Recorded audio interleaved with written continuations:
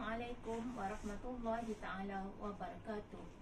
Pada hari ini, saya sebagai wakil kumpulan akan membentangkan dapatan pendidikan kami yang bertajuk Pengetahuan, Kemahiran, Komitmen dan Kekangan dalam Pentaksiran Bilik Darjah Guru-Guru Tahun 1. Sebelum saya meneruskan pembentangan ini, izinkan saya memperkenalkan barisan ahli penyelidik dalam kumpulan kami yang terdiri daripada Dr. Nurul Hidayah Lucy binti Abdullah, Puan Siti Roziah binti Nyan dan saya Zainab binti Ahmad. Kami dari Institut Pendidikan Guru Kampus Perlis.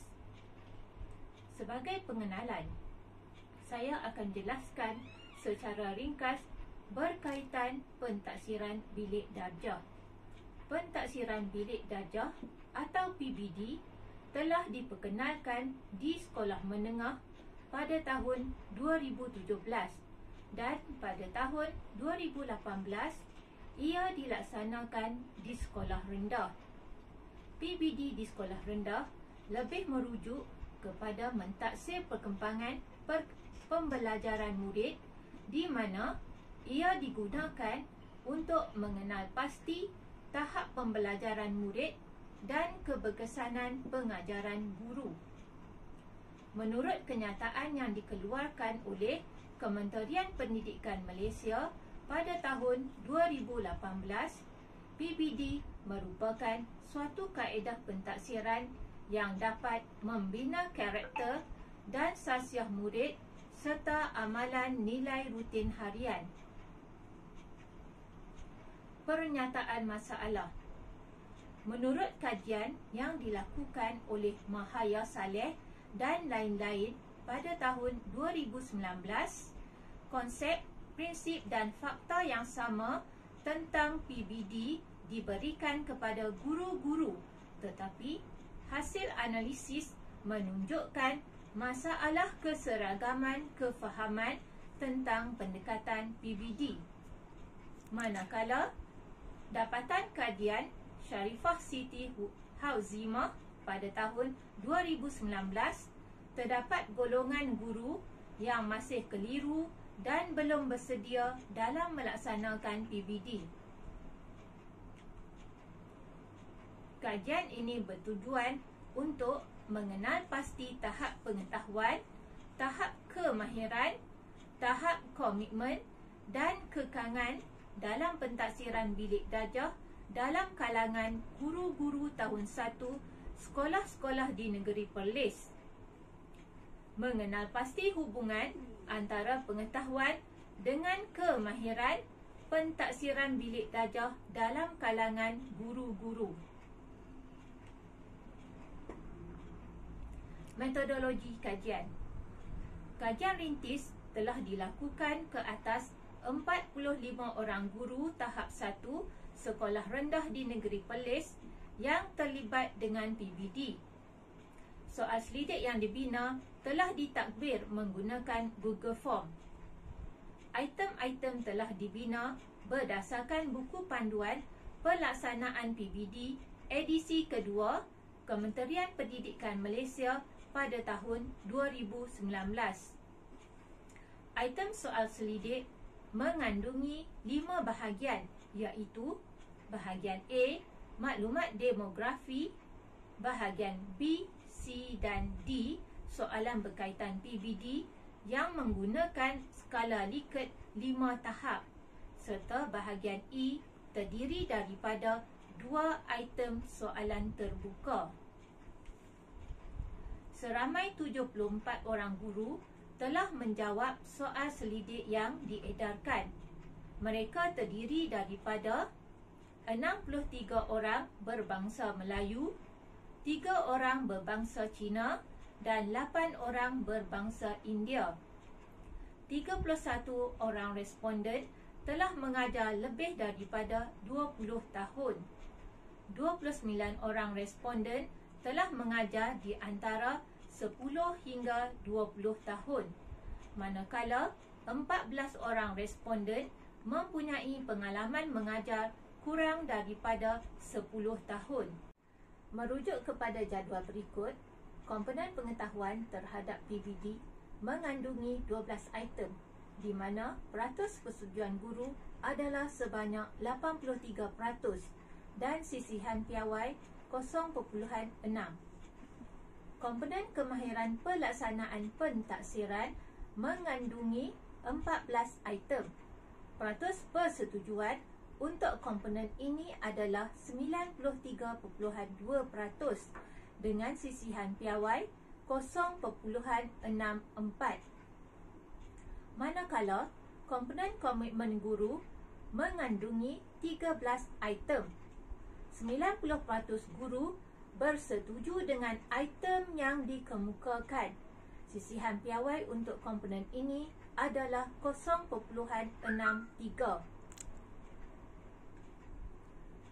Seterusnya, saya akan membentangkan laporan dapatan kajian, instrumen PBD yang digunakan oleh guru serta isu dan kekangan yang dihadapi dalam pelaksanaan PBD. Dapatan kajian komponen pengetahuan terhadap PBD. Kesemua item pengetahuan terhadap pelaksanaan PBD berada pada tahap tinggi. Item 1 menunjukkan hampir 30% guru tidak menguasai 9 ciri utama PBD. Item 2 membuktikan hampir 26% guru tidak menguasai standard kandungan, standard pembelajaran dan standard prestasi yang perlu dirujuk untuk melaksanakan pentaksiran perkembangan pembelajaran murid. Dapatan kajian komponen kemahiran pelaksanaan PBD. Peratus persetujuan keseluruhan bagi komponen kemahiran pelaksanaan pentaksiran adalah tinggi, iaitu 93.2%. Walau bagaimanapun, bagi item 1 menunjukkan 20% guru tidak mahir menentukan perkembangan, kemajuan, kebolehan dan pencapaian murid melalui PBD. Item 4 pula menunjukkan 20% guru kurang mahir menggunakan skala tahap penguasaan bagi mentaksir dan mengenal pasti pencapaian murid. Dapatan kajian komponen tahap komitmen guru. Peratus persetujuan keseluruhan bagi komponen komitmen guru terhadap PBD adalah tinggi, iaitu 90%. Walau bagaimanapun, hampir 30% guru masih mempunyai masalah untuk menyediakan laporan perkembangan murid secara berterusan. Instrumen PBD. Lembaran kerja menjadi pilihan utama responden, iaitu 32.6%. Instrumen pentaksiran kedua tertinggi adalah ujian atau kuis, iaitu 17.53%. Instrumen pentaksiran ketiga tertinggi adalah pemerhatian, mewakili 11.22%.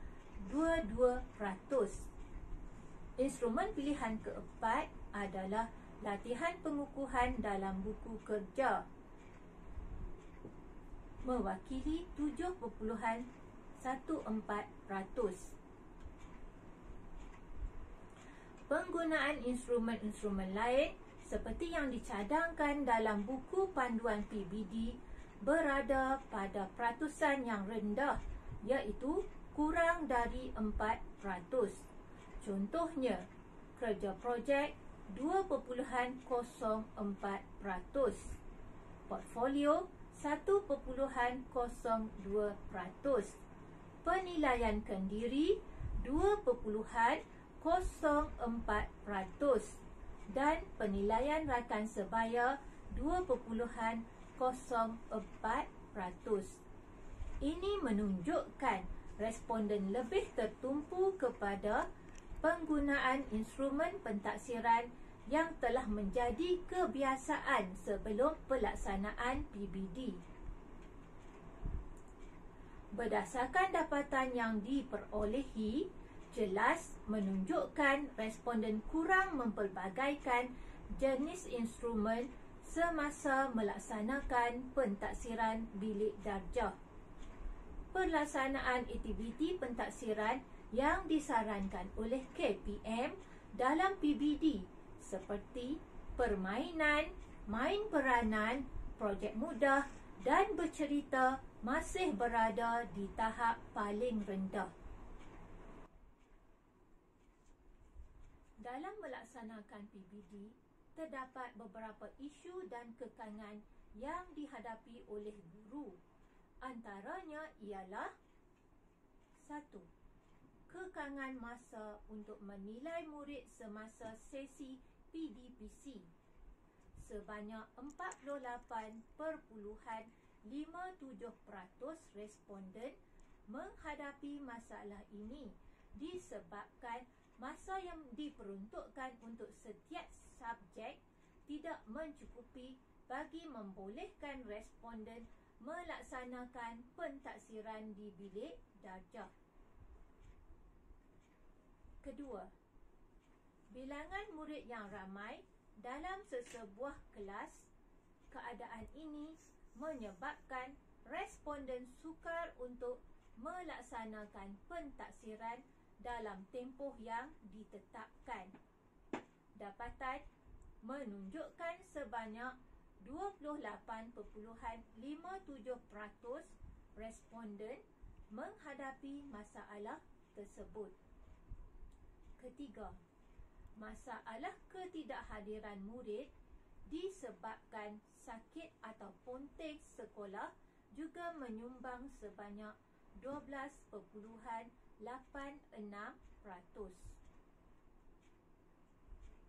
Perbincangan. Dapatan kajian menunjukkan tahap pengetahuan guru, tahap kemahiran pelaksanaan PBD dan tahap komitmen guru terhadap pelaksanaan PBD berada pada tahap tinggi. Ini menunjukkan guru-guru bersedia untuk melaksanakan PBD seperti yang disarankan oleh Kementerian Pendidikan Malaysia. Walau bagaimanapun, dapatan membuktikan guru belum bersedia untuk menggunakan kepelbagaian kaedah dan alat pentaksiran yang disarankan oleh Kementerian Pendidikan Malaysia. Oleh itu, penguasaan kemahiran yang tinggi dalam pelaksanaan pentaksiran mengikut tahap penguasaan adalah amat diperlukan kerana jika guru masih keliru tentang pelaksanaannya, ia akan mengganggu tugas guru untuk melaksanakan PBD dengan berkesan. Pelaksanaan PBD di sekolah memerlukan sokongan daripada pelbagai pihak. Ini terbukti apabila dapatan menunjukkan 30.95% guru memerlukan sokongan ibu bapa dalam melaksanakan PBD. Sebanyak 16.67% guru bersetuju yang mereka masih memerlukan bimbingan untuk melaksanakan PBD. Selain dari itu, guru-guru juga bersetuju bahawa jumlah murid dalam sesebuah kelas perlu dikurangkan, bahan sumber perlu dipelbagaikan dan penerangan tentang PBD perlu lebih jelas dan terperinci. Sokongan pentadbir, khusus, bengkel, latihan berkaitan PBD dan pengurangan item standard prestasi amat diharapkan oleh guru-guru. Kesimpulannya, keupayaan guru mempelbagaikan kaedah pentaksiran dan penggunaan kepelbagaian alat pentaksiran mengikut DSKP dan garis panduan pelaksanaan PBD yang ditetapkan oleh Kementerian Pendidikan Malaysia pada tahun 2018 perlu diberikan penekanan. Pihak sekolah dan pihak berkepentingan yang lain hendaklah mengadakan pelbagai pendedahan yang lebih terperinci seperti kursus dan latihan berkaitan pelaksanaan kepelbagaian kaedah dan alat pentaksiran mengikut tahap penguasaan murid seperti yang terkandung dalam DSKP kepada guru-guru di sekolah. Pendedahan yang lebih meluas tentang PBD hendaklah diberikan kepada ibu bapa bagi membantu melicinkan pelaksanaan PBD di sekolah. Sekian, terima kasih.